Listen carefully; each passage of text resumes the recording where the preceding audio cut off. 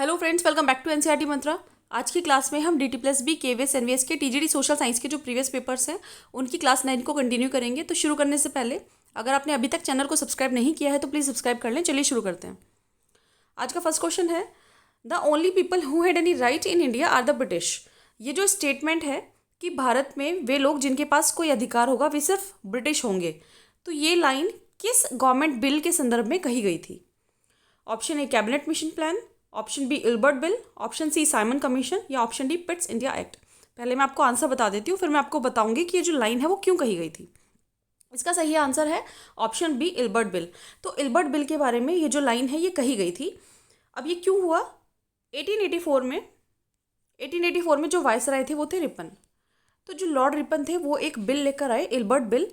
और Ilbert bill में क्या हुआ कि इल्बर्ट बिल में पहली बार जो भारतीय न्यायाधीश थे, जो भारतीय जजेस थे, इंडियन जजेस, उनको पहली बार ये अधिकार दिया गया कि अब वो किसी ऐसे मामले की सुनवाई कर सकते थे जो किसी यूरोपीय नागरिक से संबंधित हो। इस बिल से पहले क्या होता था? इस बिल से पहले कोई भी भारतीय व्यक्ति, कोई भी भारतीय न्यायाधीश किसी ऐसे मामले की सुनवाई नहीं कर सकता था जो किसी यूरोपियन से संबंधित हो। ठीक है। अब इस बिल में लॉर्ड रिपन ने भारतीय न्यायाधीशों को यह अधिकार दे दिया, बिल्कुल बराबरी का अधिकार दे दिया, समानता का अधिकार, कि अब आप भी यूरोपियंस के मामलों की सुनवाई कर सकते हो। जब ये बिल लाया गया तो ब्रिटिशर्स ने, जो ब्रिटिश लोग थे, नागरिक थे, उन्होंने इस बिल की बहुत ज़्यादा आलोचना की, बहुत ज़्यादा, और जो लॉर्ड रिपन थे उनकी भी बहुत आलोचना हुई। जिसके बाद ये जो बिल है ये वापस ले लिया गया और इसी समय ये कहा गया कि the only people who had any right in India are the British, कि भारत में अगर किसी के पास कोई अधिकार होगा तो वो व्यक्ति सिर्फ और सिर्फ कौन होगा? वो ब्रिटिश होगा। ठीक है, वो सिर्फ ब्रिटिशर्स होंगे जिनको कोई अधिकार दिया जाएगा। तो इस इल्बर्ट बिल की बहुत ज़्यादा आलोचना हुई, जिसके बाद जो लॉर्ड रिपन है उनको त्यागपत्र देना पड़ा। तो ये था इल्बर्ट बिल विवाद। नेक्स्ट क्वेश्चन है, which newspaper supported the indigo peasant movement of Champaran. Champaran के नील किसान आंदोलन का समर्थन किस अखबार ने किया? Option A Madras gazette, option B Hindu patriot, option C Bengal gazette, option D the telegraph. पहले मैं आपको आंसर बता देती हूँ, इसके बाद इससे रिलेटेड बहुत सारे फैक्ट्स हैं। इसका सही आंसर है option B Hindu patriot. Facts क्या है कि जब गांधी जी भारत आए तो भारत आने के बाद, गांधी जी भारत कब आए थे? 1915 में।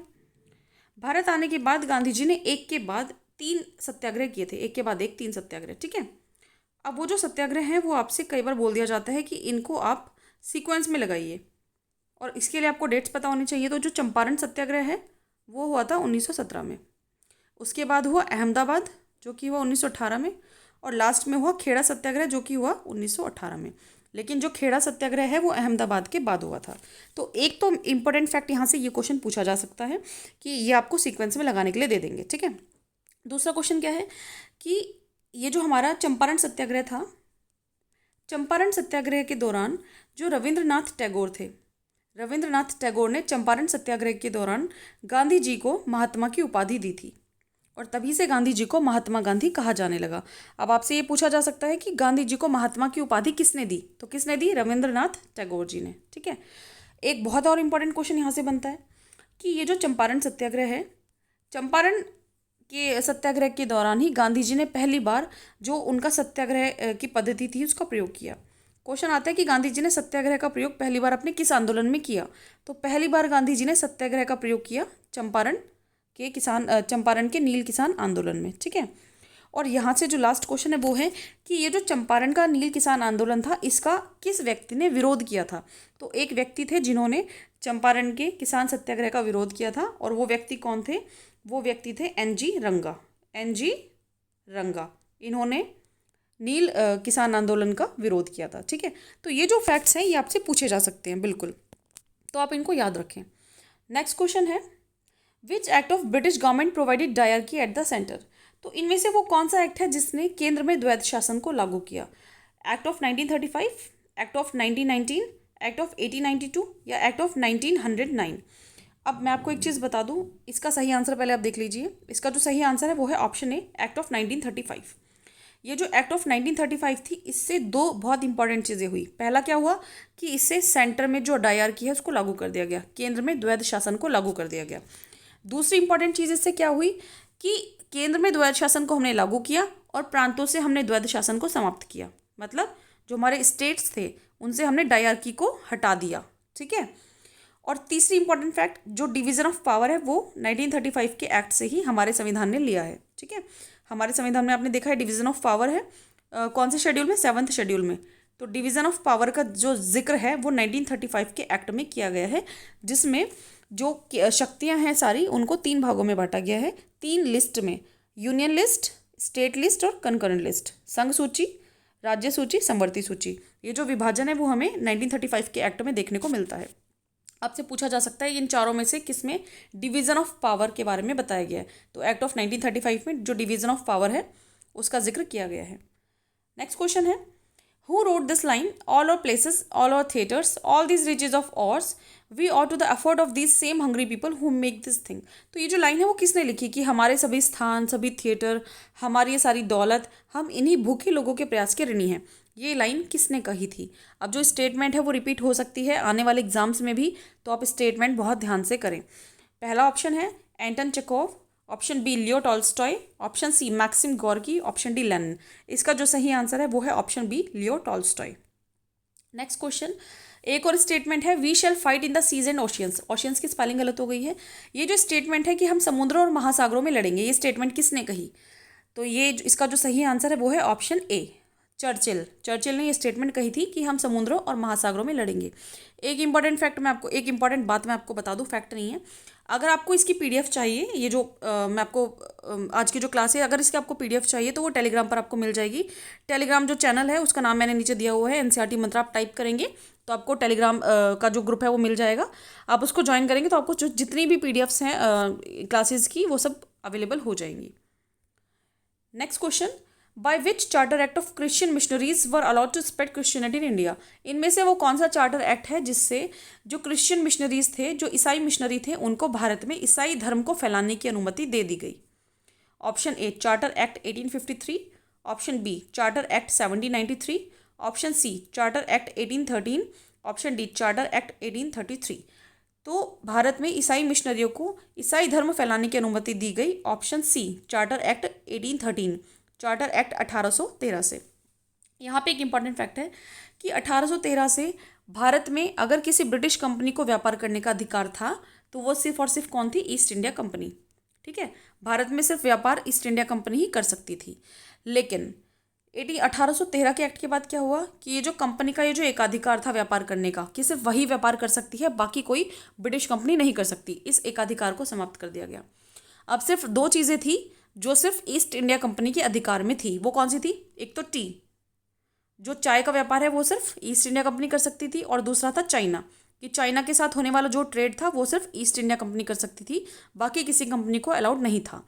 लेकिन 1813 के चार्टर एक्ट में इन दोनों के अलावा बाकी सभी चीज़ों के ट्रेड का अधिकार ईस्ट इंडिया कंपनी से ले लिया गया, जो कि हमने सिर्फ उसे एक अधिकार दिया हुआ था, सिर्फ उसी कंपनी को। अब सभी ब्रिटिश कंपनियों को भारत में व्यापार करने का अधिकार दे दिया गया, लेकिन टी और चाइना, इन दोनों के ट्रेड का अधिकार सिर्फ और सिर्फ किसको दिया गया? ईस्ट इंडिया कंपनी को, चाइना से ट्रेड करने का अधिकार। ठीक है, next question, which period of French revolution is known as reign of terror. फ्रांसीसी क्रांति के किस काल को आतंक के काल के रूप में जाना जाता है? इसका जो सही आंसर है वो है option D, 1793 to 1794। Next question, Mangal Pandey belongs to which infantry. Mangal Pandey इनमें से किस इन्फेंट्री से संबंधित थे? तो इसका जो सही आंसर है वो है option B, 34th native infantry, 34वीं नेटिव इन्फेंट्री से संबंधित थे मंगल पांडे।